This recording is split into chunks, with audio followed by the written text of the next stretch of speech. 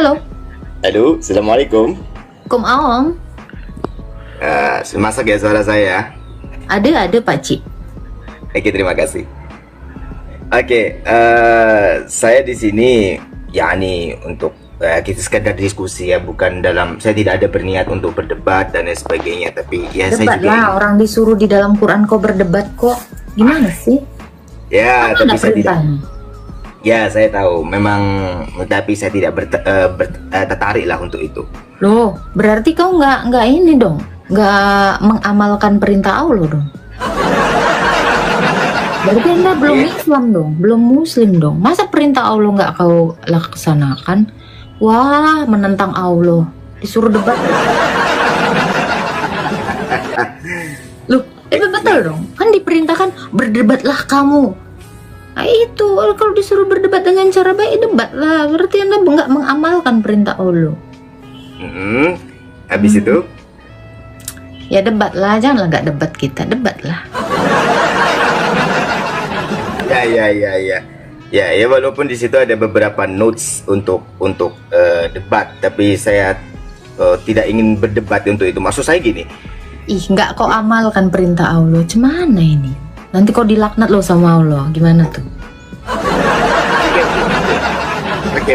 Nggak Jadi takut. bagaimana? Mari kita mulai. Debat ya? Insya Allah. Baik. Nah gitu dong, tepuk tangan. Ya, terima kasih. Silakan. Oke. Saya ingin bertanya Kak mengenai saya hanya bertanya saja. Ada dalam Debat. Mau disuruh debat kok bertanya. Tapi bertanya juga disuruh sih. Kalau kalian dalam keraguan-raguan terhadap Al-Quran, tanyalah pada ahli kitab. Memang berarti abang udah ragu sama Quran ya, makanya abang nanya ya. in kuntum la ta'lamun. Bukan hanya alul kitab, tapi fasalu ahla dzikri in kuntum la ta'lamun. Yunus 94 tuh. Iya, fasalu ahla dzikri in kuntum la ta'lamun. Jadi bertanyalah kamu kepada orang yang mengetahui sekira kamu tahu. Dalam konteks ini, konteksnya ya kontekstual. Jadi siapa yang dianggap tahu, yaitu yang tahu gitu. Oke, saya ingin bertanya mengenai hal ini. Di dalam kekristenan sendiri itu kan ada beberapa aliran, yang dimana masih ada yang melaksanakan selota, ada yang tidak melaksanakan selota. Dalam artian ada yang bersifat melakukan ritual, seperti misalkan teman-teman Kristen Ortodoks yang dimana mereka melakukan selotah itu ya seperti gerakan mirip lah dengan gerakan Muslim walaupun tidak sepenuhnya sama.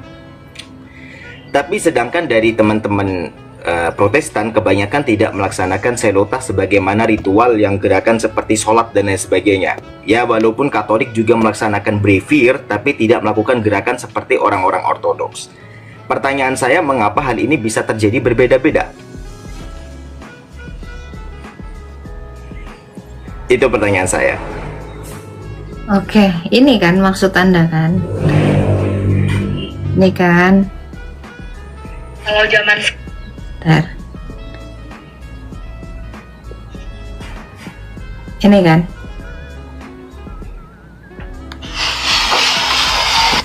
bagi Sang Bapa, Ya, betul, Sang Putra, betul. serta Sang Roh Kudus, Iya, betul. dan selalu serta sepanjang segala. Kenal mukanya? Ya saya nggak tahu. Ini saya. Oh iya. Bagus. Nah, pertanyaan, ya bagus. Nah, pertanyaan saya, mengapa muncul penafsiran Ya. yang berbeda dalam artian pelaksanaan ritual-ritual semacam itu?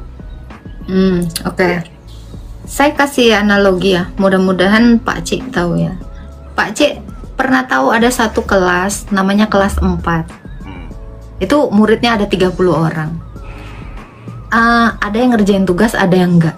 Tapi yang ngerjain tugas itu disebut murid enggak? Yang ngerjain tugas ya? Iya, disebut murid. Yang enggak ngerjain tugas disebut enggak. murid juga enggak? Oh iya. Nah itu. Jadi kalau Anda nanya tadi pertanyaan Anda, kenapa ada yang melakukan, ada yang enggak? Ya itu tadi. Semua orang Kristen itu adalah murid. Ya, Matius 28 ayat 19. Ada yang mengerjakan, ada yang tidak. Jadi saya sebagai manusia, saya bukan guru. Saya bukan hakimnya. Jadi kalau ada yang mau mengerjakan, ya saya sebagai murid yang mengikuti guru saya, yaitu Yesus Kristus yang adalah Tuhan saya, ya saya akan mengerjakannya. Ada yang tidak, ya itu bagian dia. Biar itu menjadi pertanggungjawaban si murid yang nggak mengerjakan tugas dari gurunya ini kepada gurunya gitu. Jadi apakah saya berkapasitas untuk mengomentari mereka? Ya itu atas keinginan masing-masing gitu loh. Jadi ada yang mau tetap selota seperti saya, ya saya menjadi murid yang baik. Ada yang tidak, ya kita tidak bisa menjadi seperti guru. Karena yang boleh menjudge murid ini benar, murid itu enggak, itu kan hanya guru. Sesama murid nggak boleh kan? Iya. Nah itu. Jadi mungkin sampai situ jawaban saya. Kalau Anda mengatakan ya masih memang sejak dari semula seperti demikian dan tidak berubah gitu. Nah itu saya lakukan gitu. Tapi kan kalau menggunakan Jadi kenapa teman-teman Protestan tidak melakukannya? Mungkin anggapan mereka, oh cara ibadah saya modelnya lain. Mungkin seperti itu. Oh saya mungkin nyembahnya dalam rupa saat teduh. Ada. Orang Kristen Protestan juga itu beribadah. Oh iya. Ya? Ada juga yang Protestan itu ya sujud sambil membungkuk. Ada. Semuanya itu ada. Tetapi kan yang mau disikapi adalah secara yang gak mirip dengan ortodoks kan, yang mau dikoreksi gitu kan, ya gak masalah. Marilah kita berkapasitas sebagai seorang murid, karena saya murid. Saya gak berkapasitas sebagai guru yang menentukan ini benar, ini salah gitu. Karena Tuhan itu adalah hakimnya, bukan manusia. Gitu Pak. Oke, kalau menggunakan logika misalkan murid dengan guru, berarti kan seseorang yang tidak mengerjakan tugas berarti masih memiliki kesempatan untuk DO. Jadi anggaplah dia tidak mengerjakan tugas yang diberikan oleh guru. Berarti dia bukanlah murid yang baik, dan yang kedua dia bisa di DO suatu saat. Oke, gini ya. Ini saya bukannya mau bukan sekedar membela atau apa ya. Teman-teman Protestan ini lahir dari Barat.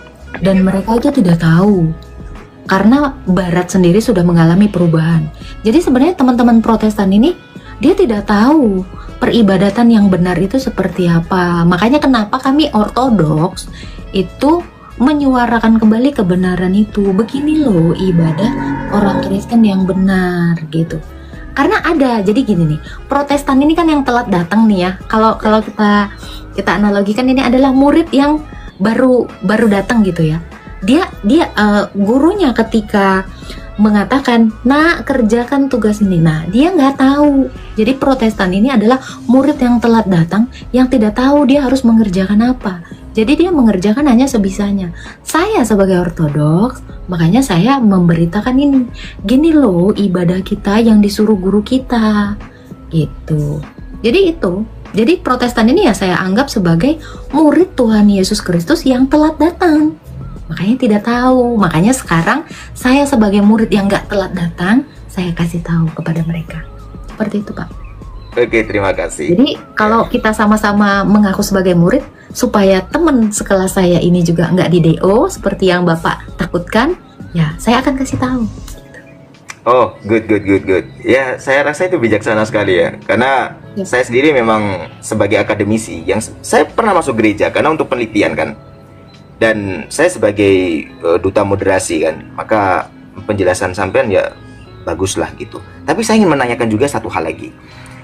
Apa pendapat sampean mengenai, saya pernah membaca sebuah artikel bahwasanya ada pengkritik Barat yang dimana mengkritik Alkitab. Ada beberapa kata-kata atau ayat dalam Bible itu yang ditandai merah kalau nggak salah ya, yang dimana itu hitam apa merah gitu loh, itu yang disangsikan bahwasannya itu Yesus pernah mengucapkan itu sendiri, artinya itu bukan ucapan Yesus itu sendiri. Nah, pernah membaca artikel semacam itu barangkali Kak Agatha? Oke, jadi begini Bang ya. Ini Alkitab kami ini kan kesaksian para rasul tentang Kristus, tentang Yesus Kristus itu. Jadi yang merah itu adalah ucapan langsung atau direct speech yang dituliskan oleh rasul. Ya, jadi merah itu adalah ucapan Yesus langsung yang plek dituliskan. Dan narasi yang hitam-hitam itu adalah pemberitaan mereka, kesaksian para rasul. Itu. Jadi hitam itu adalah kesaksiannya para rasul. kenapa mereka menandainya dengan tinta merah itu adalah ucapan Yesus yang langsung memang harus mereka tuliskan sebagai kesaksian mereka. Gitu. Oke, jadi bisa dibilang Alkitab ini maksud saya lebih tepatnya ke Perjanjian Baru ya. Berarti itu tidak murni semua apa yang diucapkan Yesus melainkan juga ada kompilasi dari perkataan murid-muridnya, begitu ya? Karena kan Tuhan Yesus itu nggak nulis kitab.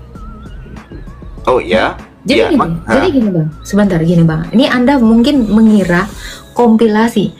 Ya, kalau saya paralelkan ke Quran, ini udah pasti tulisannya hitam semua. Nggak ada tulisan langsung Allah. Kenapa? Karena yang menyampaikannya Jibril dan Muhammad. Ini nggak ada bahkan wahyunya langsung Allah. Makanya saya kasih contoh ya. Di Al-Hadid ayat 3, katakanlah, bukan katakanlah ya, nggak ada katakannya. Dialah yang awal dan yang akhir. Itu narasi Allah nggak langsung. Al-Hadid ayat 3 menurut Bang Salim ini satu ya contoh ya. Kamu paralelkan ya. Iya, wal awal wal akhir itu kan. Dialah yang awal dan yang akhir, yang zohir dan yang batin. Kira-kira itu perkataan Allah langsung atau perkataan Jibril atau perkataan Muhammad? Perkataan Allah yang diturunkan melalui Jibril kemudian disampaikan oleh Rasul. Enggak, kalau dalam konteks yang tadi kita paralelkan, kan tadi saya bilang merah itu adalah perkataan Yesus langsung yang dikutip disampaikan di sini. Ya, merah itu adalah direct speech. Ya. Ya, gitu. Jadi saya tanya, Al-Hadid ayat 3 ini kira-kira Bang, ini tinta merah atau tinta hitam? Oh, saya paham. Oke, gini. Sepertinya ada perbedaan konsep ya. Karena begini, kalau dalam Islam sendiri itu ada perbedaan kompilasi. Kalau dalam Quran itu semuanya adalah ucapan dari Allah. Sedangkan kalau ucapan daripada Muhammad itu sendiri itu dikompilasi dalam hadis. Jadi tentu apa yang di dalam Quran itu dia tidak bisa dikatakan kata-kata daripada Muhammad, melainkan kata-kata dari Allah itu sendiri yang diturunkan melalui Jibril, gitu. Nah, sehingga sampean mengangkat dari Al-Hadid ayat 3 yang huwal awwal wal akhir wal zahir wal batin wa huwa bikulli syai'in alim, itu dia ucapan Allah memang. Ucapan Allah yang diturunkan melalui Jibril, perantaraan Jibril, gitu. Siap. Dialah yang awal yang akhir. Kalau itu adalah ucapan Allah, Allah menunjuk siapa? Allah. Loh, masa Allah bilang dia? Ya, akulah yang awal dan yang akhir dong. Kalau itu memang perkataan Allah langsung. Dia itu siapa? Makanya saya nanya. Kenapa kalau itu? Tadi kan Abang jawab kan, oh itu perkataan Allah langsung, ya kan? Dialah yang awal yang akhir. Nah, kalau itu adalah perkataan Allah. Ini misal saya Allah. Dialah yang awal yang akhir. Loh, berarti saya menunjuk siapa? Yang awal yang akhir tuh pasti bukan saya. Ya, karena apa? Kalau saya adalah yang awal dan yang akhir, sementara ini adalah perkataan Allah, nggak ada kul huwa kan? Ini kan dialah yang awal dan yang akhir gitu kan? Berarti Allah sedang tidak menunjukkan dirinya sebagai Allah. Untuk memahami ayat Quran, sampai harus paham dulu namanya munasabah. Pernah tahu namanya munasabah? Pernah dengar istilah munasabah? Apa itu? Jelaskan aja. Oke. Munasabah itu keterkaitan, artinya keterkaitan. Jadi untuk memahami daripada ayat Quran itu, sampean harus memahami pertama asbabun nuzul, atau yang kedua ayat setelah dan sebelumnya. Ayat sampean harus membaca dulu daripada Al-Hadid ayat 1 dulu. Subhanallah, siapa yang dimarfu? Siapa yang disandarkan? Subhanallah, yaitu segala puji yang ditasbihkan kepada Allah, ma fis samawati wal ard. Jadi siapa yang mentasbihkan itu? Semua yang ada di langit dan bumi. Dan itu merujuk kepada Allah. Sehingga ayat-ayat selanjutnya yang kata dhamir atau pronoun untuk kata gantinya he, huwa, misalkan menggunakan karena berarti ini kan di dalam Quran konteksnya dia menggunakan he kan atau huwa. Maka dia langsung merujuk kepada Allah. Jawabannya dari mana? Dari ayat 1. Al-Hadid ayat 1. Subhanallah. Karena di situ udah ada tuh huruf jernya atau preposition dalam bahasa Inggris itu. For Allah. Lillah itu artinya for Allah. Nah, sehingga kalau sampai tanya, kenapa Allah tidak menunjuk dirinya sendiri? Karena di ayat 1 sudah di statement. Di awal sudah dibalik, udah dikasih. Di ayat 1 apa sih? Coba penasaran. Coba dibuka. Subhanallah. Subhanallahi ma fis samawati wal ard wa huwal azizul hakim. Al-Hadid itu surah berapa ya? Al-Hadid kan? Al-Hadid kan? Iya, surah berapa ya? Aku Berarti sampai 57 ya. Oke. Iya. Surah 57.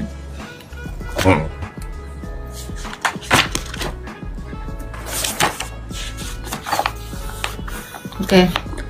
Nih kan, ini kalau misalnya ini perkataan Allah. Betul. Iya. Iya. Ini Allah nanya ya.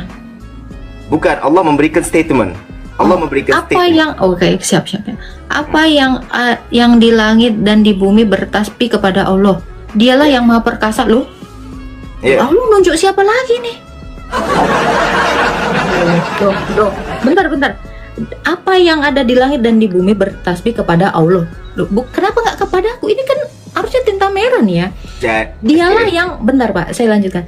Dialah yang Maha Perkasa, Maha Bijaksana. Miliknya lah kerajaan langit dan bumi. Dia menghidupkan dan mematikan. Loh, kok ini kayaknya Yesus ya? Dan dia Maha Kuasa atas segala sesuatu.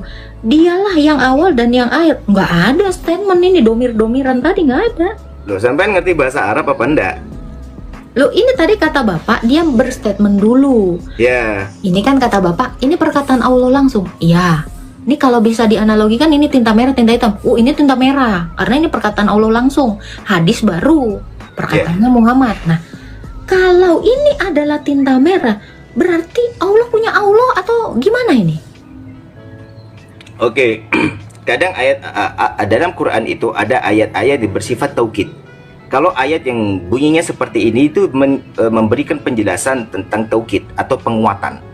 Bahwasanya Allah itu memberikan statement bahwa apa yang ada di langit dan apa yang ada di bumi itu akan bertasbih kepada siapa? Dia memperkenalkan namanya Allah. Jadi Tuhan sendiri memperkenalkan nama Allah. Kadang Allah juga menggunakan kata aku. Contoh kalau sampai yang buka ayat ud'uni fastajib lakum. Siapa yang berdoa, berdoalah kepadaku. Ud'u itu sifatnya fi'il amr atau komentek, perintah, kalimat perintah. Jadi kayak ayat ud'uni fastajib lakum. Berdoalah kepadaku, maka aku akan ijabah. Tapi kalau di dalam Al-Hadid ini konteksnya adalah Tuhan ingin memperkenalkan pertama nama dia siapa. Kedua, ingin memberikan sebuah pernyataan bahwasanya apa yang ada di langit dan di bumi itu memuja satu nama. Siapa itu? Allah. Gitu. Tahu Allahnya dari mana? Andai kata dia tidak menggunakan statement yang bersifat itu marfu, preposition. Dalam bahasa Inggris kan ada for, terus kemudian apa ya? Kalau dalam bahasa Arab itu ada fi, kemudian la, kemudian bi, seperti itu. Jadi andai kata ya, ini kita mau pakai analogi ya. Andai saya kalau mau memperkenalkan diri saya kan, pasti aku bilang kan, aku tuh cantik. Nggak mungkin ya, dia itu cantik. Hah? Ya pasti saya akan menunjuk orang kan. Ya. Loh, dia itu loh, yang bibirnya seksi merona loh. Ini saya mau memperkenalkan diri, saya nggak akan menunjuk kata dia. Pasti akan mengatakan, aku tuh bibirnya seksi, aku tuh begini. Nggak mungkin aku bilang dia adalah ini loh. Berarti ada yang lain kan? Gimana? Aku masih belum paham sih, Pak Salim. Serius, kalau Anda dengan mengatakan ini Allah lagi memperkenalkan dirinya loh. Iya. Ya. Kalau dia tidak menyebutkan nama dia, lantas kita mengenal nama dia dari mana? Loh, ya gini loh. Aku Agatha loh. Ya. Aku yang matanya gini. Nah, sampai tadi udah nyebutin namanya tadi. Aku Agatha. Nah, dia ingin menyebutkan nama dia Allah. Tapi kenapa dia dengan mengatakan dia? Loh, aku nggak akan mungkin mengatakan ini. Makanya tadi simak ya. Saya paham, saya paham. Sabar. Nggak pahamnya Aku gimana? ini Agatha loh. Aku. Kata yang dipakai itu adalah apa? Aku, bukan dia. Loh, ini kenapa? Dia ini aku bingung Pak gitu loh. Ya. Jadi jadi kita harus memahami pertama gramatikal, yang kedua adalah tradisi.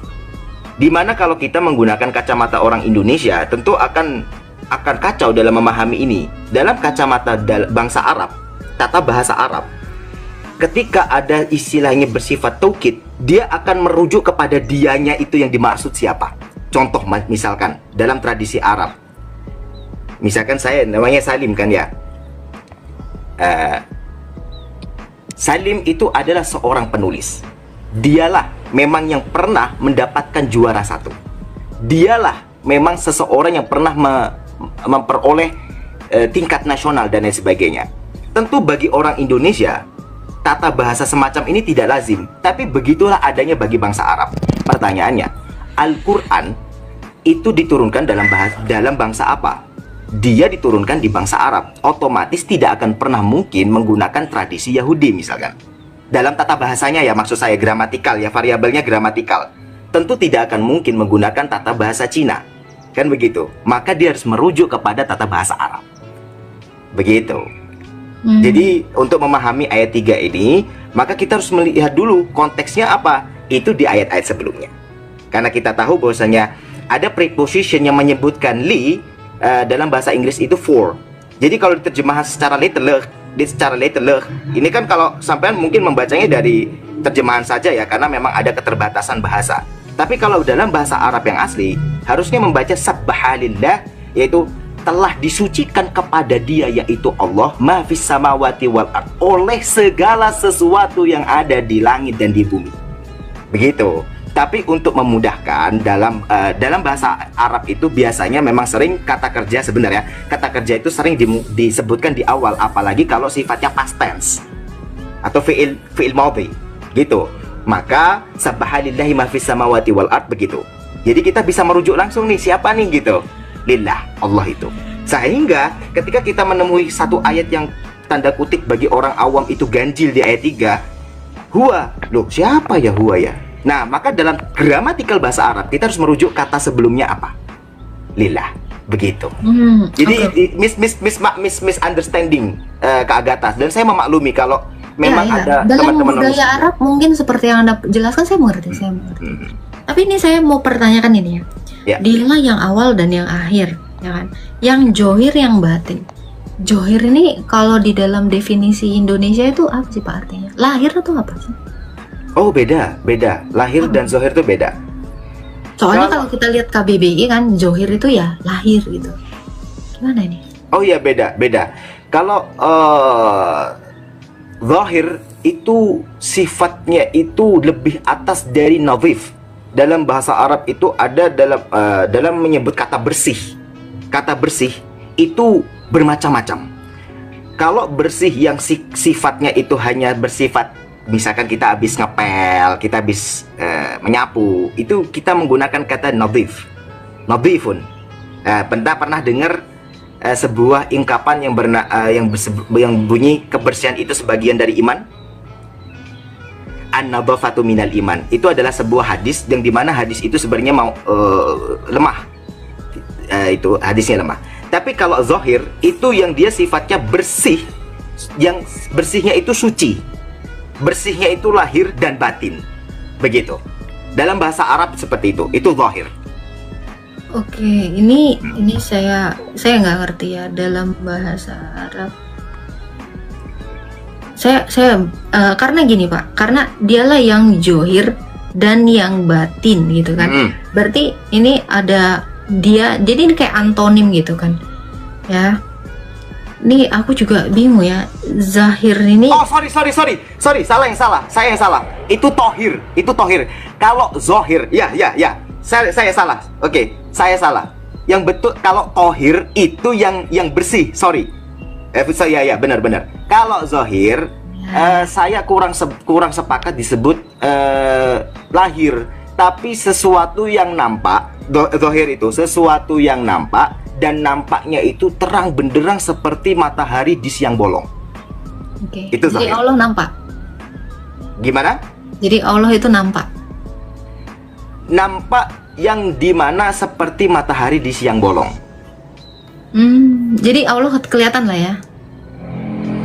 Ya seperti matahari di siang bolong. Sampai bisa melihat. Kelihatan gitu. Kelihatan kan, tapi tidak bisa dilihat dengan mata telanjang kan? Ya, seperti itu zahir itu. Tidak bisa dilihat dengan mata telanjang. Maka kita bisa melihat eksistensi daripada Tuhan itu bil ayah, atau sesuatu itu dengan tanda-tanda. Berarti kalau zohir, misal ya, minta maaf lahir dan batin gitu kan.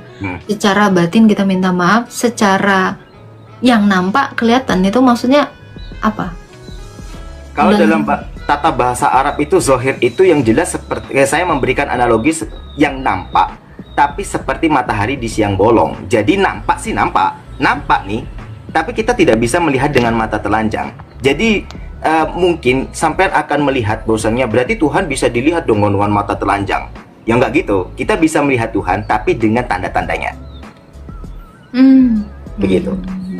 Ya, jadi ibarat kata perbuatannya lah ya, gitu.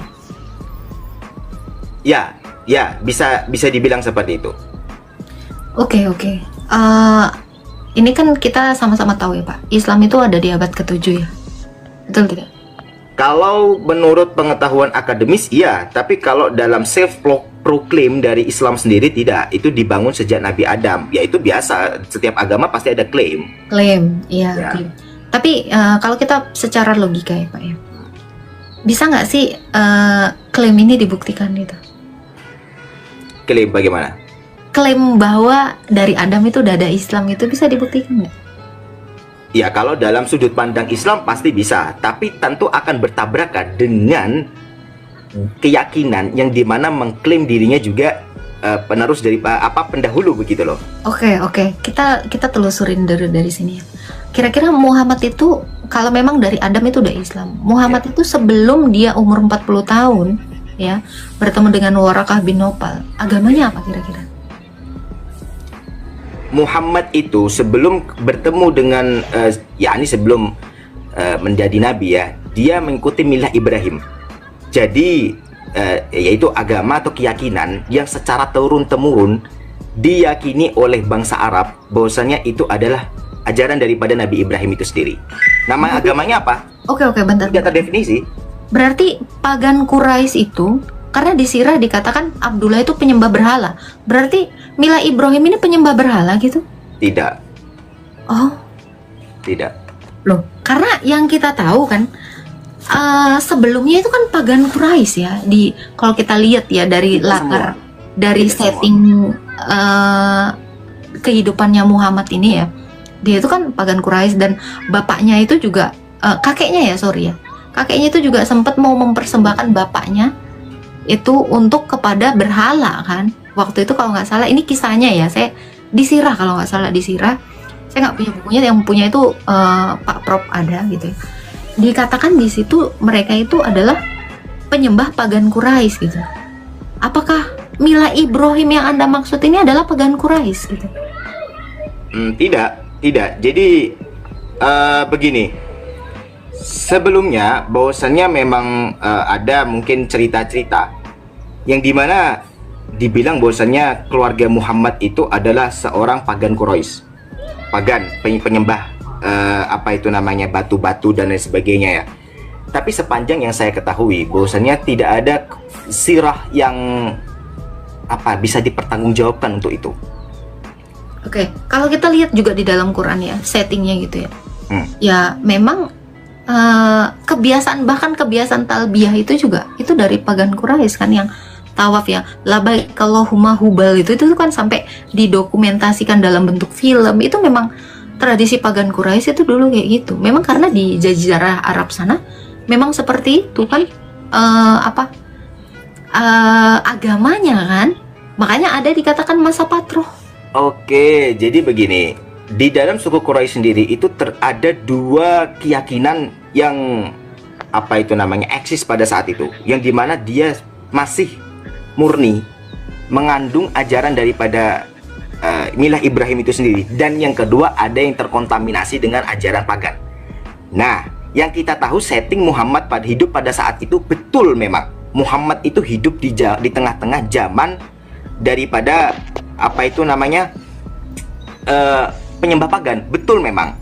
Tapi di satu sisi keluarga Muhammad itu sendiri dia tidak menyembah daripada pagan, begitu loh. Ini kebetulan ada teman saya. Nah, ini yang punya sirah. Halo Pak Prof, selamat pagi. Halo, selamat pagi.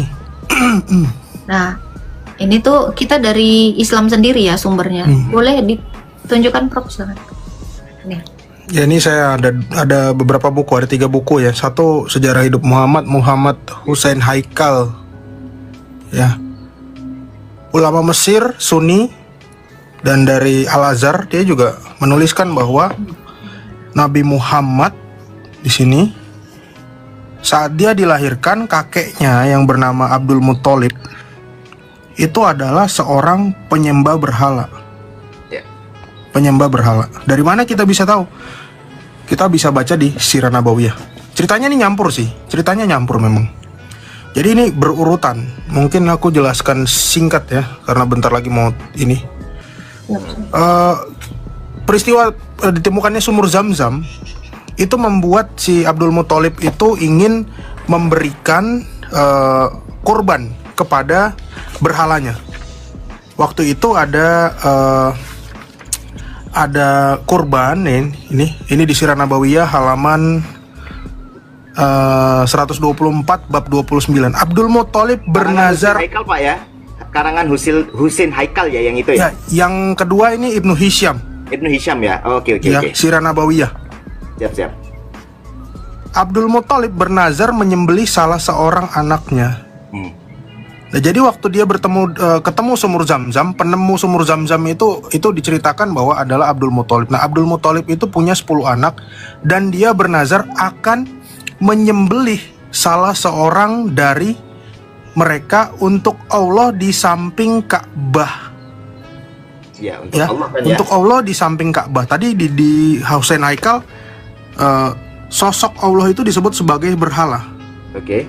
Dan di sini dikatakan Abdul Muthalib membawa mereka ke patung Hubal di Ka'bah. Patung Hubal ini ada di mana? Bapak tahu nggak kira-kira ada di mana? Ya, di samping Ka'bah kan ya? Enggak, di dalam nih, lihat. Patung Hubal terletak di atas sumur di dalam Ka'bah. Oh ya. Di dalam Ka'bah ada sumur. Sumurnya ada patung. Patungnya patung Hubal. Nah, patung Hubal ini yang dipersembahkan Abdullah, ayahnya Muhammad, itu kepada patung ini. Bahkan waktu dipersembahkan, lihat nih. Ya, mereka pergi membawa yang bersangkutan kepada patung Hubal dengan tidak lupa membawa uang sebesar 100 dirham dan hewan sembelihan. Ya. Jadi ceritanya waktu itu Abdul Muthalib mau mempersembahkan anaknya kepada Allah yang merupakan sesembahan dia, Hubal. Kenapa? Karena di sini tadi saya udah bilang, ya. Demikian juga Abdul Muthalib sangat sayang kepada siapa? Kepadanya. Siapa kepadanya di sini? Ini adalah Abdullah, anak. Ini Abdullah ini ayahnya Muhammad. Ya. Sehingga penebusannya terhadap sang berhala sampai demikian rupa yang belum terjadi di kalangan masyarakat Arab. Kenapa dikatakan belum sedemikian rupa? Karena akhirnya ini Allah menggunakan dadu ya. Dia menggunakan dadu. Abdul Muthalib menggunakan dadu untuk menyembelih anaknya. Ya. Namun akhirnya pengorbanannya kenapa besar? Karena dia sampai 100 ekor unta demi anaknya. Gitu. Dan memang di dalam Ka'bah itu selain ada patung Hubal di atas sumur, dan Abdul Muthalib itu mendapat petunjuk dari seorang Lihat ini, baca tak? Dukun wanita. Yang itu dia minta Ibnu petunjuk Hisham, ya? dukun wanita. Kalau Anda mengatakan itu adalah Allah, kenapa Allah dipakai dukun wanita? Kalau Anda mengatakan itu Allah, kenapa Allah ada patungnya, patung Hubal? Nah, ini membuktikan bahwa memang Nabi Muhammad secara dilahirkan dia dari keluarga penyembah Hubal. Bahkan namanya sendiri diberikan, ini terakhir ya. Namanya sendiri diberikan oleh si penyembah Hubal ini sendiri. Ya, kita langsung buka halaman berikutnya. Nih, Aminah sudah hamil dan kemudian ia seperti perempuan lain, ia pun melahirkan. Selesai bersalin, dikirimnya berita kepada Abdul Muthalib, ini kakeknya Muhammad, di Ka'bah bahwa ia melahirkan anak laki-laki. Alangkah gembiranya orang. Halaman berikutnya ini gambar ya. Ini gambar rumahnya Nabi Muhammad. Orang tua itu setelah menerima berita, sekaligus ia teringat kepada Abdullah anaknya. Gembira sekali hatinya Abdul Muthalib karena ternyata pengganti anaknya yaitu Abdul Muthalib sudah ada. Cepat-cepat ia menemuinya menantu itu yaitu Aminah, diangkatnya bayi Muhammad itu lalu dibawanya ke Ka'bah. Ia diberi nama Muhammad. Berarti yang memberi nama Muhammad ini agamanya Islam atau pagan? Tak. Penyembah berhala. Penyembah berhala. Oke. Gitu. Oh, berarti Itu sih apakah ini poinnya. Mila Ibrahim ini? Karena dia tadi kan Pak Salim bilang ya, agama Muhammad sebelum Islam itu ya ini. Apakah penyembah Hubal ini adalah Mila Ibrahim itu?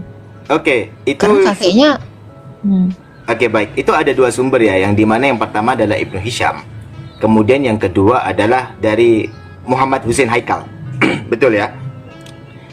Yang saya ketahui dan akademisi muslim kebanyakan pasti tahu bahwasanya Muhammad Husain Haikal itu adalah bukan akademisi liberal. Pertama, dia tidak memiliki background pendidikan terhadap dunia Islam. Yang kedua, dia tidak memiliki background pendidikan terhadap sifatnya fikih Islam. Kemudian yang ketiga, sosok ini bahkan pun menafik ataupun bisa dibilang membatalkan daripada ayat atau mentafsir ulang seenaknya sendiri tentang ayat-ayat bersifat Isra Mi'raj. Sehingga kesaksian daripada Aku izin turun dulu, ntar naik lagi ada meeting. siap.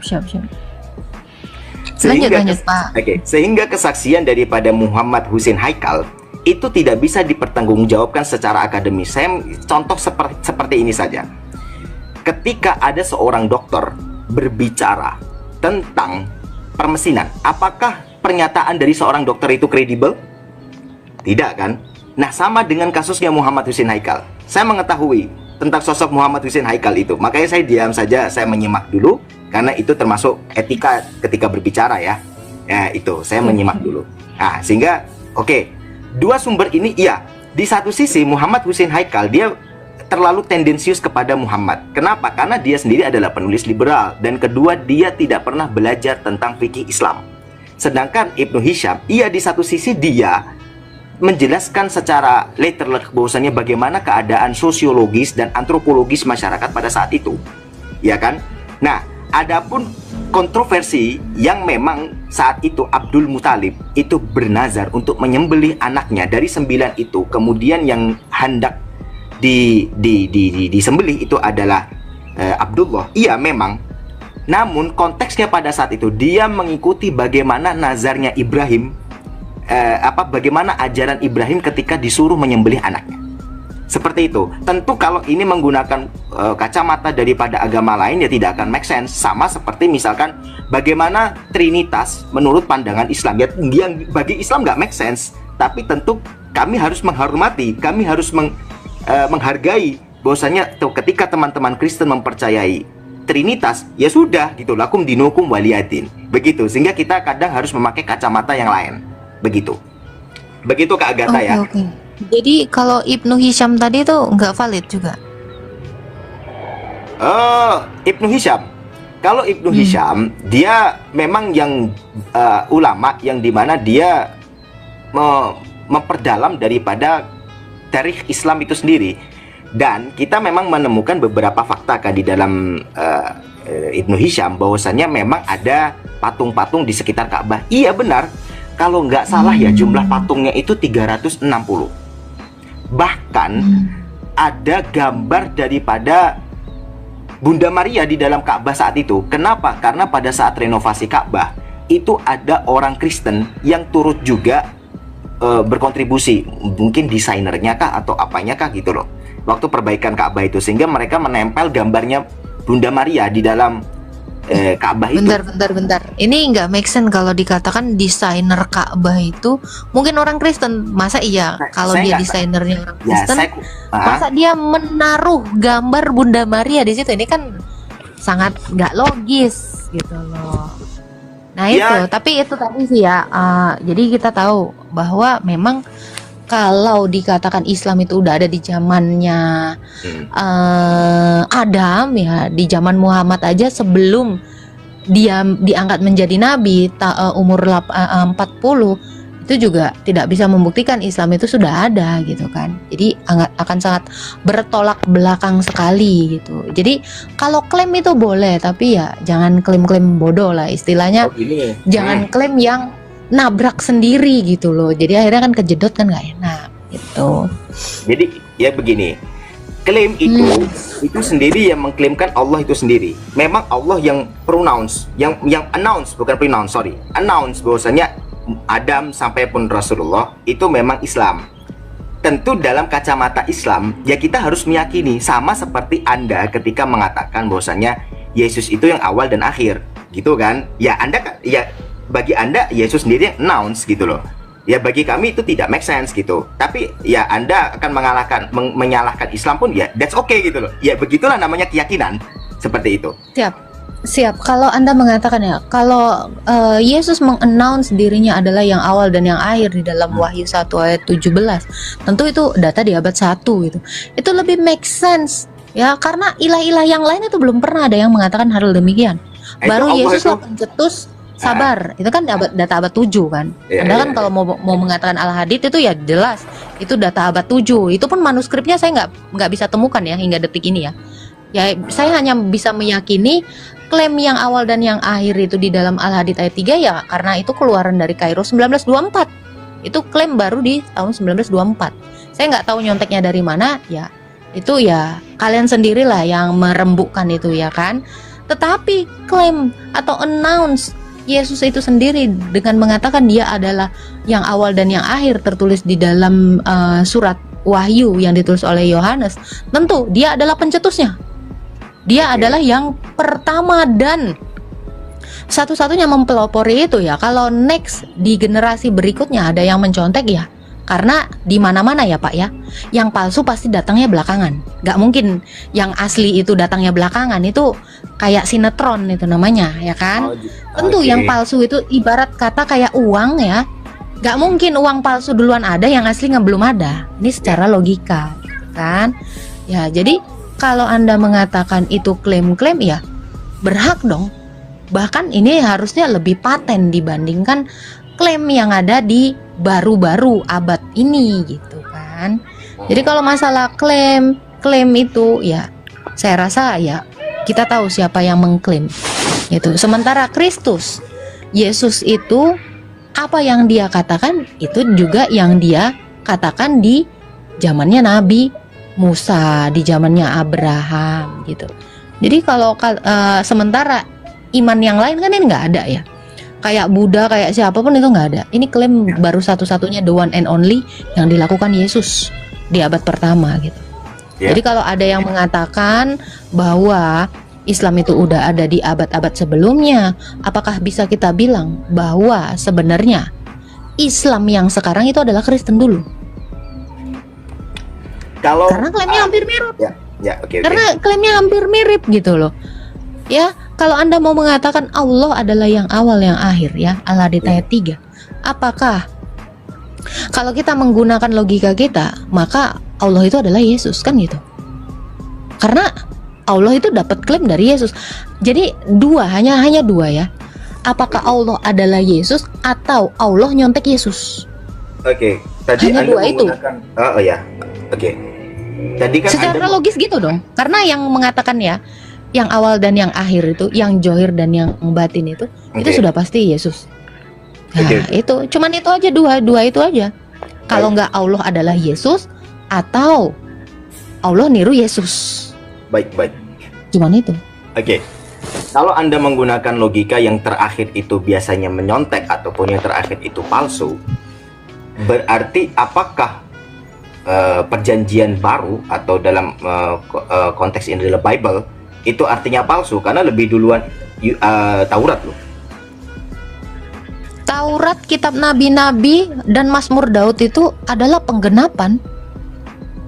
Itu adalah nubuatan yang digenapi di perjanjian baru. Nah, mungkin Bapak nggak tahu ya, perjanjian baru itu adalah yang memang dikatakan nabi-nabi, disaksikan para rasul. Jadi perjanjian baru itu adalah nubuatan nabi-nabi ya. Perjanjian baru itu adalah yang disaksikan oleh para rasul. Iya. Makanya utusan itu ya, ini juga mungkin teman muslim nggak ngerti ya, kenapa ada nabi ada rasul ya. Nabi itu adalah penubuat, nevi, penglihat, penubuat. Rasul itu adalah yang diutus untuk menyaksikan apa nubuatan itu. Jadi perjanjian lama dan perjanjian baru itu adalah janji dan penggenapan. Makanya dikatakan perjanjian lama, perjanjian baru. Bukan artinya perjanjian baru nyontek perjanjian lama, bukan. Justru penggenapan. Karena Musa mengatakan bahwa dia akan mengeluarkan bangsa Israel dari perbudakan Mesir. Yesus itu menggenapinya, mengeluarkan manusia dari perbudakan dosa. Nuh itu mendirikan bahtera, yang membuat bahtera untuk menyelamatkan orang. Yesus itu mendirikan gereja untuk menyelamatkan semua orang melalui gerejanya. Jadi ini penggenapan. Adakah Janji dengan penggenapan. Adakah Bukan janji yang mengatakan dari perjanjian lama dicontek ke perjanjian baru. Ini banyak orang Kristen yang ngiranya karena kata perjanjian lama perjanjian baru seolah-olah dirubah atau seolah-olah nyontek. Tidak demikian. Itu. Jadi Alkitab kami perjanjian lama dan perjanjian baru itu kenapa ada dikanonkan keduanya, yaitu sebagai bukti, janji dan bukti. Perjanjian lama janji, perjanjian baru itu bukti. Jadi kalau mau Anda samakan seperti kitab Anda, nggak mungkin Pak nyontek disandingkan. Nah kayak maaf. Kalau Quran ini jelas, ya, nggak ada Tauratnya, nggak ada Injilnya, nggak ada Mazmurnya. Ya saya nggak tahu ini isinya apa, konsepnya apa, Tuhannya nggak ngerti saya. Tetapi berbeda dengan perjanjian baru. Kalau mau dikatakan sebagai pencontekan, nggak ada Pak. Uang asli itu, uang palsu itu menyertakan uang aslinya. Ini akan sangat goblok, ya. Logikanya adalah sangat dungu ketika ada uang palsu menyandingkan dirinya dengan uang asli. Masa uang palsu menyandingkan dirinya dengan uang yang asli? Jelas nggak mungkin. Nah, yang ada itu yang nyontek pasti akan bilang, oh, yang ono palsu. Rata-rata kan gitu. Rata-rata orang yang nyontek gitu. Oh, saya loh yang ori, yang ono dirubah-rubah. Pasti rata-rata kebanyakan gitu. Nah, ini secara logika ya, secara ya awam lah ya kita bilang. Tuh, Pak. Silakan, Pak. apakah ada ayat yang mengatakan bahwasanya memang perjanjian baru itu sebagai penggenap? Betul, ada. Yesus sendiri mengatakan harus digenapi semua yang tertulis tentang aku di dalam Taurat Musa, kitab nabi-nabi, dan Mazmur Daud. Jadi semua perjanjian lama itu menceritakan tentang Yesus. Karena Yesus yang ngasih itu ayat, maka dia menggenapinya. Oke, baik. Ya, contoh. Dia harus inkarnasi dari perawan, jelas. Dikatakan ya di dalam Taurat Musa, Kejadian 3 ayat 15, keturunan perempuan itu. Nah, berarti ada keturunan dari perempuan. Padahal secara kacamata Yahudi, keturunan itu dari laki-laki di mana-mana, betul nggak? Ya. Tetapi kenapa Musa bisa menuliskan hal itu? Ya karena Yesus itu sudah mengatakannya kepada Musa terlebih dahulu, berapa ribu tahun sebelum dia inkarnasi.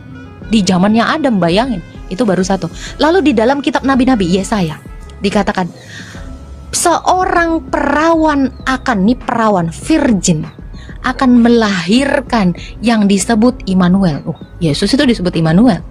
Dia lahir dari perawan. Ini penggenapan. Maka perkataan Yesus itu nggak bisa dibantah. Mau kayak gimana pun nggak bisa dibantah. Kenapa? Karena dia yang maha tahu. Di masa depan dia harus menggenapi itu. Gitu. Di dalam Mazmur Daud dikatakan ya, kaki dan tangannya tertusuk, orang-orang membuang undi atas jubahnya. Dan itu yang terjadi, disaksikan para rasul, bahwa orang-orang itu menusuk kaki dan tangannya di atas kayu salib, dan orang-orang membuang undi atasnya. Dan ini penggenapan. Makanya kenapa para rasul itu sedemikian rupa percaya kepada Kristus, karena memang benarlah apa yang tertulis di dalam Taurat Musa, nabi-nabi, dan Mazmur Daud. Nah, ini pertanyaan Bapak terjawab di sini. Apakah benar ada klaim di perjanjian baru itu adalah nubuatan di perjanjian lama? Ada. Apakah ada klaim di perjanjian lama bahwa di perjanjian baru akan demikian? Ada. Ini saling melengkapi, saling mendukung. Ada benang merahnya. Seperti itu, Pak. Jadi kami itu orang Kristen itu nggak bingung sama kitab kami. Seperti itu. Tetapi ya itu tadi, Pak. Di dalam kitab Anda yang saya baca Quran selama ini, saya bingung. Saya bingung, saya tidak menemukan benang merah. Apa tujuannya Yunus hidupnya demikian, tujuan Ayub demikian, Musa demikian, saya juga nggak ngerti. Esensinya nggak saya dapat. Dari segi mananya coba? Ya saya bingung, kisah-kisahnya itu aneh-aneh semua. Contoh? Ada yang ketemu Abraham, ketemu matahari. Oh ini Tuhanku, ini saya nggak tahu ya. Di dalam Taurat Musa nggak pernah ada kisah seperti itu gitu ya. Yang ada itu di dalam Taurat Musa menuliskan tentang Abraham bahwa Abraham itu bertemu dengan Tuhan itu dalam rupa 3 orang manusia. Kejadian 18. Nggak ketemu bulan, ini Tuhanku, ketemu bintang, ini Tuhanku. Ini saya sih agak ketawa sedikit ya.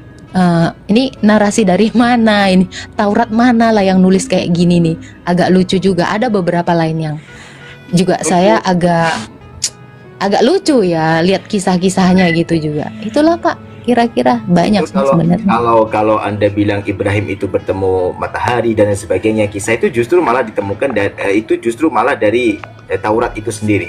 Untuk lengkapnya, Tauratnya? karena terlalu panjang kalau di sini, Anda bisa buka daripada video YouTube, saya bisa sarankan Rabbanians ID. Anda cari. Enggak. Di Tauratnya Anda punya Taurat? Saya penasaran. Di Rabbanian, di Perjanjian Lama. Ya. Adapun kalau di Taurat Musa yang mana itu? Saya penasaran. Kisah Abraham ini kan tertulis di dalam Kejadian ya. Di Kejadian mana saya sepanjang hidup membaca Alkitab ya, membaca Tauratnya Musa. Itu nggak pernah ada. Makanya saya sarankan Anda untuk melihat video daripada Rabbanians ID. Saya beriman kepada kitab sih yang tertulis ya, bukan ya. Kalau video itu kan narasi-narasi orang yang saya nggak tahu sumbernya entah dari mana gitu. Kalau dari sumber Alkitab sendiri, Taurat sendiri ya, ini saya punya Tauratnya orang Yahudi dan saya punya Septuaginta. Kebetulan saya punya Septuaginta yang dikanon oleh gereja sendiri di abad keempat, dan saya juga punya Tauratnya orang Yahudi rabbinik yang sekarang ini. Itu saya nggak pernah menemukan yang demikian gitu.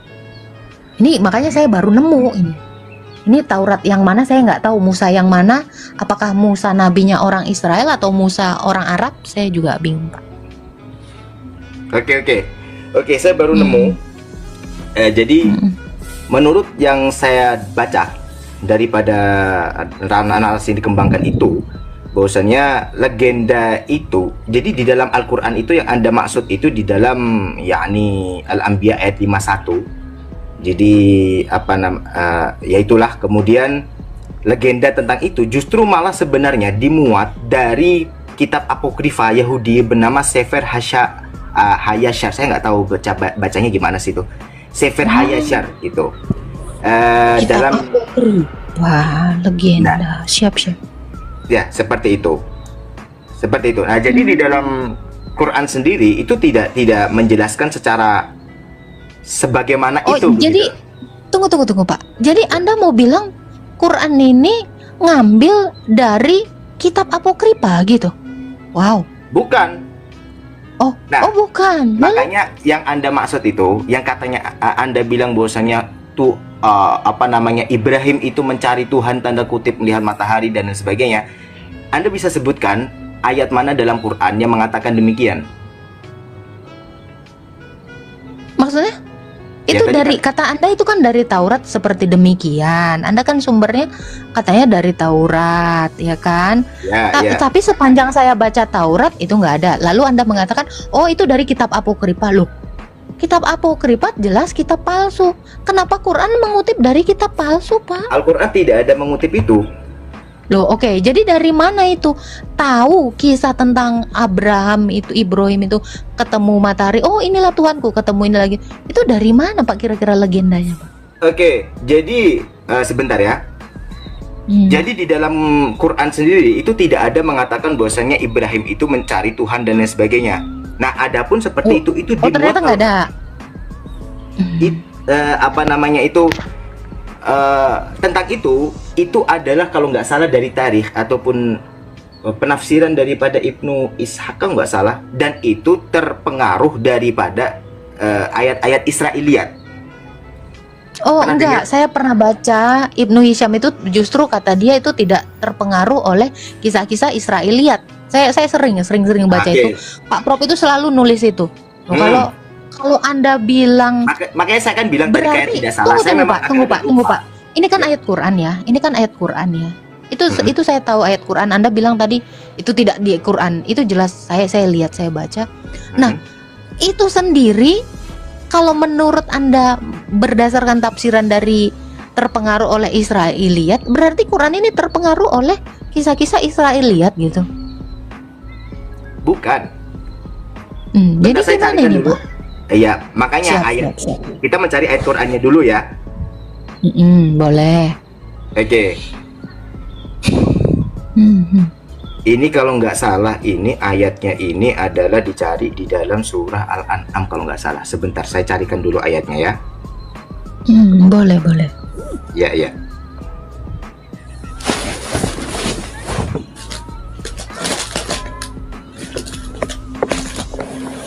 Tapi ini keren loh, Pak Salim ini kayaknya dia akademisi juga, kayaknya Pak Ustadz ya? Atau Oh. apa? Guru pesantren kah? Enggak, saya akademisi saja. Siap. Mm. Oke, sambil saya mencari dulu, mungkin sampean ada yang mau disampaikan. Jadi saya sambil mencari begitu, nanti kalau ketemu saya kasih. Ya, boleh Pak. Oh, itu ada yang nge-spill Al-An'am ayat 78, 76. Al-An'am 78 ya. Oke, sebentar. Al-An'am ayat 78.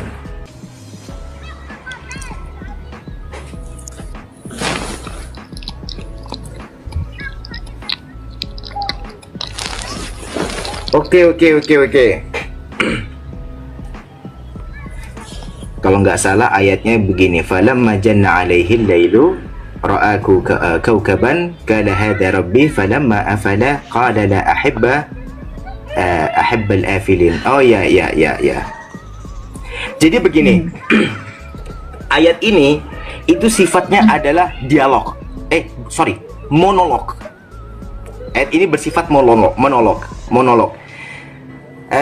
Saya lupa penafsir siapa yang mengutip tentang ini atau yang menafsirkan tentang ini. Saya memang pernah baca tentang tafsir ini. Saya lupa, memang Kak Agatha ya. Jadi sorry karena keterbatasan memori ya. Jadi ini adalah sifatnya monolog. Seperti andai kata kita seperti mengandai-andai pada diri kita sendiri. Bagaimana kalau kita jadi dokter ya? Enggak enak. Soalnya ngeliat darah. Kayaknya enak jadi ini deh. Nah kayak gitu. Jadi Ibrahim pada saat itu ketika melihat sosiologis masyarakatnya, bahkan bapaknya sendiri yang dimana penyembah berhala dan membuat patung, dia itu membuat monolog pada diri sendiri, permisalan bahwasannya ini kok ada matahari gede ya, oh iya kayak bagus nih, gede nih, ternyata malamnya tenggelam. Oh enggak kayak gini Tuhan itu. Jadi dia membuat sebuah monolog narasi terhadap dirinya sendiri, bahwasanya Tuhan itu tidak mungkin tenggelam, Tuhan itu tidak mungkin seperti bintang-bintang, Tuhan itu tidak mungkin seperti apa gitu. Tapi merekalah sebenarnya adalah makhluk yang diciptakan oleh Tuhan. Kayak gitu. Nah, sedangkan memang ada kesalahan dalam pemahaman ustadz-ustadz Islam zaman sekarang yang salah memaknai ayat ini. Memang saya harus akuin, ini memang ada salah. Gitu. Nah makanya tadi saya mohon bantuan ayat mana yang menjelaskan tentang itu, karena saya memang lupa ayatnya. Oh ternyata sudah dibantu sama teman-teman, terima kasih. Sudah dibantu sama Kak Agatha juga, terima kasih. Bahwasanya pemaknaan daripada ayat ini adalah bersifat monolog. Nah adapun yang bercerita tentang itu adalah diambil dari kitab apokrifa gitu. Iya, Anda mengatakan apokrifa kok dipakai gitu di kitab legenda, itu permasalahannya. Jadi yang maaf ini saya potong ya Pak ya. Saya nggak menanyakan tentang itu ya. Kenapa Allah ini kan Quran ini kan wahyunya Allah ya. Saya belum ke tafsir dulu ya. Itu tafsiran oke lah, penjelasannya itu saya paham gitu ya. Kenapa Allah menyusun ayatnya dari apokrifa gitu? Ini kan Quran ini katanya ayatnya Allah. Kalaulah memang di zamannya Abraham atau Ibrahim itu ya ini adalah yang ditemuinya adalah Allah ya. Kenapa Allah menarasikan yang lain daripada yang lain ini? Yahudi sendiri yang adalah cucu dari Abraham ya. Israel itu kan cucunya Abraham ya. Dari Yakub kan. Yakub itu adalah Israel. Cucu dari Abraham ya. Israel sendiri cucu kandungnya Abraham tidak pernah menuliskan bahwa kakek dia pernah berandai-andai seperti yang dituliskan Allah di dalam Quran. Nah ini yang jadi pertanyaan saya itu ini, kenapa Allah ya menuliskan ayatnya ini demikian gitu. Ini kisah ini nggak pernah terjadi gitu. Kalau kita tanya sama cucunya dia pasti ketawa ini. Kapan hari lah kakek moyang kami nih ketemu bulan dia pergi begitu. Bahkan Abraham kakeknya aja nggak pernah menarasikan berandai-andai seperti itu. Makanya saya agak lain sih Pak lihat Quran ini. Makanya ini adalah salah satu contoh kenapa saya tuh nggak dapet poin dari Quran sepanjang saya membaca Quran.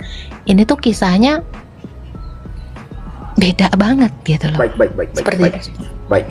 Nah, jadi Quran itu tidak mengambil dari apokrifa. Al-Quran itu artinya bacaan. Al-Quran itu artinya bacaan. Sehingga maksudnya Tuhan itu adalah menceritakan kembali, retell apa yang dialami oleh Ibrahim pada saat itu. Begitu. Abraham masalahnya tidak pernah mengalami itu. Itu justru pertanyaan saya. Abraham itu ya kakeknya bangsa Israel itu nggak pernah mengalami peristiwa demikian. Kenapa Quran menarasikan demikian? Ini Allah ini atau si penulis Quran ini dapat inspirasi dari mana gitu. Andai baca Taurat mungkin akan lebih rapi gitu. Sangat disayangkan gitu loh. Allah yang katanya penurun Taurat itu tetapi tidak tahu isi Taurat itu gitu loh. Baik. Jadi begini, ada Al-Quran itu secara klaim, dia memang Al-Quran mengklaim dirinya bahwasanya Quran itu adalah penyempurna daripada kitab-kitab sebelumnya. Sebentar, ayatnya itu tadi sebentar ya. Ada ayatnya. Nanti saya baru dibacakan untuk tafsirnya daripada ayat itu. Jadi Anda kita bisa baca buka. ayatnya dulu aja Pak. Kita baca dulu ayatnya. Al-Maidah itu ya, kalau nggak salah ya. Bukan, Al-Maidah 48 yang saya ambil referensinya. Coba dibaca dulu Al-Maidah. Wa anzalna ilaikal kitab, dan kami telah turunkan daripada itu kitab. Ini Allah menggunakan isim ma'rifah. Al-kitab. Alkitab ini dimaksud daripada Quran karena menunjuk. Jadi the books gitu. Jadi maksud adalah Al-Quran. Gitu. Bil haq, dengan sebenar-benarnya, musaddiqan lima baina yadayh, yang dimana memiliki makna bahwasanya sebagai musaddiqan lima baina yadayh, sebagai pembenar gitu daripada kitab-kitab sebelumnya. Begitu. Terus kemudian bentar. Ini saya baca juga ya. Ya. Al-Quran, kitab itu membenarkan kitab sebelumnya. Berarti kitab sebelumnya benar. Pembenar. Ya kan? Gitu kan? Iya, pembenar. Tapi membenarkan itu maksudnya gimana itu? Berarti bukan menyempurnakan. Tadi narasi Bapak menyempurnakan. Kalau dikatakan pembenar, membenarkan ya. Di sini ini saya baca ya. Membenarkan berarti mengatakan bahwa ini benar kitab sebelumnya. Ya kan? Gitu kan? Quran ini membenarkan kitab sebelumnya, bukan menyempurnakan. Ini kan dua diksi yang berbeda, Pak. Apakah Anda bisa bahasa Arab?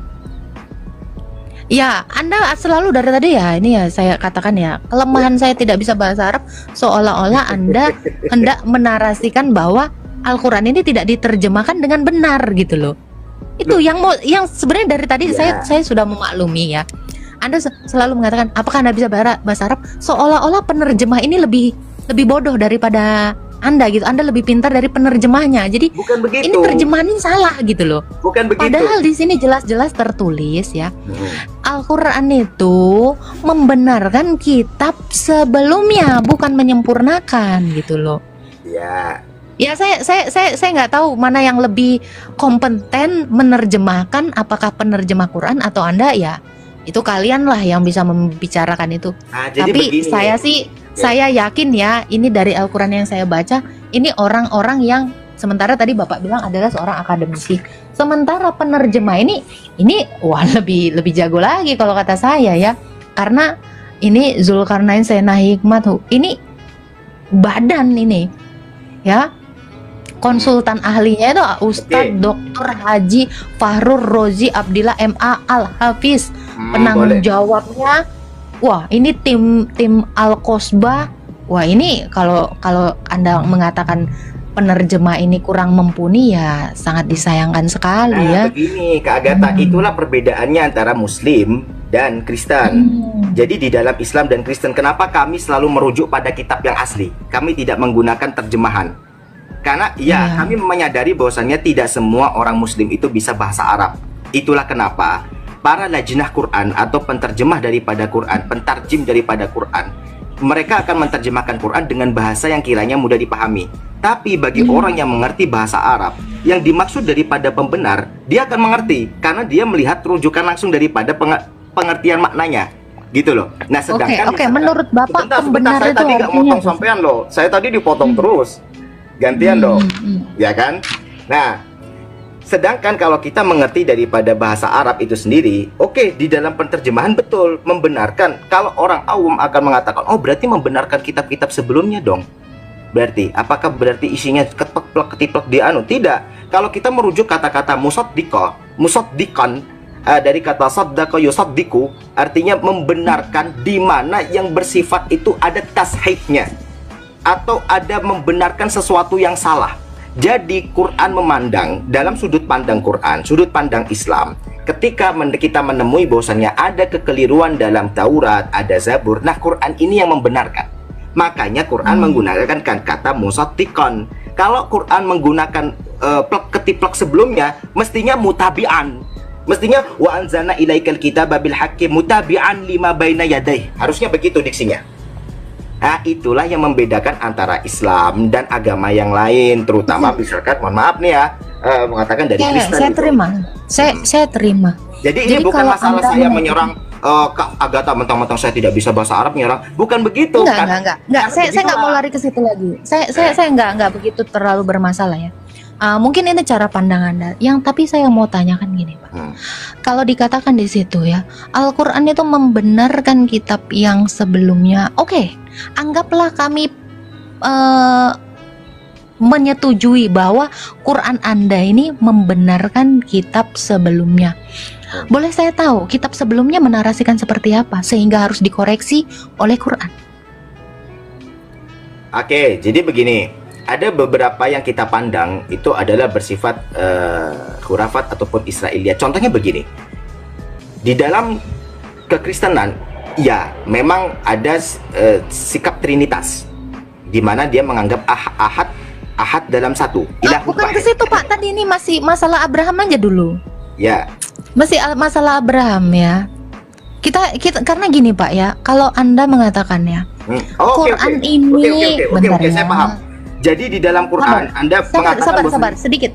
Sedikit ya. Ini saya beritahukan kepada Anda ya. Injil kami atau kitab perjanjian baru kami, ya Pak ya. Ini murni yang mengkanonnya adalah gereja. Ya. Kalau dikatakan Allah menurunkan Injil, ya orang Kristen itu cuma mau ketawa aja gitu ya. Orang Yahudi bodoh amat gitu ya kan. Kenapa? Karena Injil itu bukan kitab. Injil itu adalah manusia Yesus gitu. Jadi sebenarnya kalau dikatakan kami mau berdebat dengan Anda, sebenarnya kami lebih tepatnya mau ketawa aja gitu, lucu gitu kan. Kenapa? Karena kalian mengira ya kitab yang dikanonkan oleh gereja, yang mengkanon ini gereja ya Pak ya. Kitab kami ini nggak ada wahyu-wahyu turun dari Allah, itu nggak ada. Bahkan Rasul itu nggak ada yang agama Islam ya. Rasul itu nggak ada yang agama Islam. Jadi ini agak sangat ketawa kami kalau mengatakan.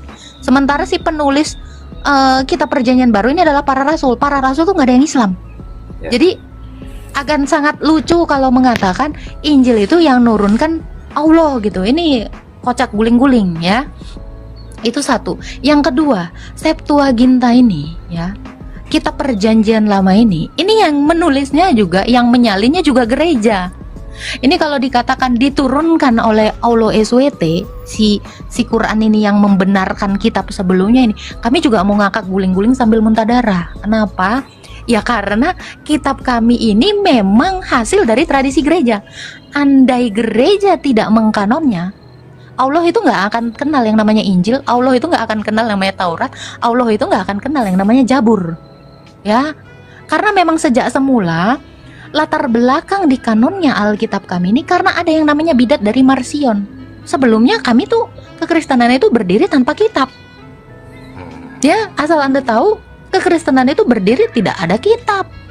Tetapi apa? Dari yang mereka lihat tentang Yesus itulah yang diajarkan kepada orang-orang Kristen. Sang Injil itu adalah pribadi Yesus, bukan buku. Ini saya curiga, kebetulan saya adalah ortodoks ya. Gereja kami penuh dengan ikon. Kitab yang dipegang, yang digambarkan oleh Rasul Lukas ya, karena penggambar pertama tentang ikonografi itu ya, gambar-gambar di gereja itu adalah Rasul Lukas. Kenapa dia menggambarkan Yesus itu memegang kitab? Itu adalah kitab kehidupan. Isinya itu nama-nama orang yang akan dibangkitkan. Itu bukan kitab Injil. Yesus itu nggak nerima kitab Injil karena dia Injilnya. Nah ini makanya kami tuh sebenarnya orang ortodoks ini ketawa lah nengok iman yang baru muncul di abad ke-7 yang sok-sokan ini gitu kan. Makanya akan sangat lucu ketika narasi Anda Quran ini membenarkan kitab-kitab sebelumnya. Andai gereja tidak mengkanonnya, Allah itu nggak tahu itu namanya Taurat itu apa. Allah itu nggak kenal yang namanya Injil ya. Makanya berterima kasihlah Islam sama gereja. Kalau nggak ada gereja, kalian nggak kenal itu Injil apa, kalian nggak kenal itu Taurat itu apa. Makanya kami ortodoks ini slow banget orangnya, nggak menggebu-gebu, cuman ketawa aja nengok kalian gitu. Apalah ajaran kalian ini, mau ketawa aja kami. Makanya Tauratmu tadi itu baru satu ya. Kalau mau dikoreksi semua Quran ini ya, mohon maaf Pak, ini saya nggak tahu bilangnya ini buku apa gitu ya. Memang bacaan lah, memang ya sekedar bacaan lah, tapi tidak memiliki esensi apapun. Karena begitu kami baca ya, kami mau ketawa aja gitu Pak. Ya, baik. Ya, jadi kalau mengatakan Quran itu menyempurnakan kitab sebelumnya, ya ini kayaknya para rasul ketawa di surga sana. Malaikat lagi niup terompet ini. Ya, gitu. Makanya sebenarnya kalau mau berdebat dengan kalian ya, kalian itu udah mutlak nggak tahu apa-apa. Andai Allah saat itu ikut konsili di Kartago tahun 393 ya, di Kartago di Afrika sana, ya mungkin dia akan terpelangak-pelongok. Ini lagi ngapain lah ini episkop ini gitu. Lagi diskusi apa, lagi konsili apa mungkin ya. Makanya saya baca Quran ini lawak-lawak sih Pak. Itu sih Pak Salim. Oke, baik. Kalau dari saya ya, makanya ya kami yang tahu sejarah gereja itu ya ketawa ya. Mungkin teman-teman Protestan ini juga terkaget-kaget ya. Ya banyak yang nggak tahu memang, tetapi saksi sejarah itu ya ortodoks. Oke. Pak. Ya. Ini kebetulan ya Pak, thank you ya Pak ya. Saya beneran belum tidur, ngantuk. Mungkin Ya. next, tapi saya big applause ya Pak Salim, ini keren, dia akademis dan dia nggak kayak yang lain. Saya acungin jempol, Anda narasinya keren-keren, bahasanya, diksinya bagus-bagus. Thank you so much ya. Sehat-sehat selalu Pak Salim. Terima kasih untuk diskusi yang asik ini. Next ya, boleh lah ya. Nanti nimbrung lagi lah di room saya. Saya tiap hari live kok Pak. Oh boleh, insya Allah lain waktu ya. Tapi yang jelas closing statement dari saya ya. Yang jelas pertama, saya tidak ada niatan untuk menjatuhkan kepada apa dan lain sebagainya, tidak ada. Dalam Quran memang ada perintah untuk jidal, untuk berdebat. Tapi berdebat yang di sini adalah bukan untuk berniat untuk mengalahkan. Hikmahnya itu, yang pertama itu. Kemudian yang kedua, kita ingin mencari pengetahuan yang baru. Itu yang kedua. Kemudian yang ketiga adalah mari sama-sama kita bangun nilai-nilai toleransi. Toleransi itu dalam artian bukan kita menyuruh seseorang itu untuk memaksakan kita punya ibadah atau apa, tidak gitu. Oke, kita mengimani. Oke, kita membiarkan. Oke, kita harus mengkafirkan orang lain, tapi cukup dalam forum-forum terbatas. Seperti ini kan, oke lah kita anggap forum terbatas ya. Seperti itu. Oke, seperti itu. Saya rasa seperti itu. Terima kasih. Siap Pak Salim. Thank you ya Pak Salim. Teman-teman yang di bawah juga keren. Saya apresiasi ke semuanya. Nah, ya ini ya kita itu racun ya Pak ya. Tapi thank you Pak Salim, ini keren, diskusinya bagus. Kita juga